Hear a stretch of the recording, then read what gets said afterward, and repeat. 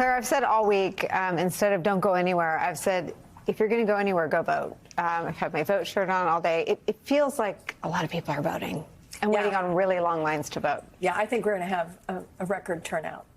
I think we'll have more people vote in this presidential election than maybe even 1960, when that was the current record in this country. And wouldn't it be special if we got 75% of the people eligible registered to vote to actually vote? That would be special and good for our country. You know, I got to tell you what's on my mind right now. I can't help but think about the Senate, partially because these are my buddies. And we all got elected at the same time. Bob Casey, Sherrod Brown, Jon Tester, we're close friends. And they all three are in really, really tough races. Yeah. And but I will tell you, having visited with folks today about the Senate races, you know, you said don't sleep on men the other night. Don't sleep on Texas. You know, that's where women, totally agree. That woman dying and it becoming public through ProPublica, their incredible reporting about the deaths of women at the hands of draconian legislation that gets at the gut of women's health. I think there might be something going on, and wouldn't it be like the whipped cream and cherry on top if Colin Allred beat Ted Cruz? I mean, if that would happen and we'd find out tonight, I might just get up and dance. Talk about bringing the country back together. I think, you know, David mentioned it, that we hadn't mentioned reproductive freedom. I think it has transcended a women's issue. I think that, you know, Amber Thurman is one of the women who died in Georgia because of the draconian bans, the Trump bans. She left behind a son. Amber Thurman's mother has bravely told her story, and that was through ProPublica. Amanda Zarowski's husband, Josh, has been on the campaign trail because a baby they desperately wanted. They were pregnant. They were going to name their daughter Willow.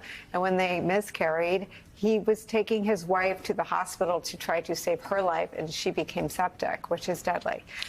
She survived, but is unsure of her fertility. I think that we as a media don't do a good job covering how men feel about their wives and sisters and mothers and daughters being in danger when they're pregnant. But there's a lot of anecdotal evidence that pregnancy as a possible death sentence is not popular with men either. No, you know, and that's why Michelle Obama's comments were so wonderful, because she was basically saying, help, you know, protect us. To men. And it wasn't demeaning or condescending, it was empowering. It was, and we were talking earlier in that, you know, a lot of the language that you heard from men after the Julia Roberts ad, when they were saying, I would never want my wife to vote a different way from me, that's tantamount to her cheating on me. It's like, now you've created a situation where, as men, you're saying, I just don't want to be that guy. Like that. Jesse Waters, say his name. Jesse Waters.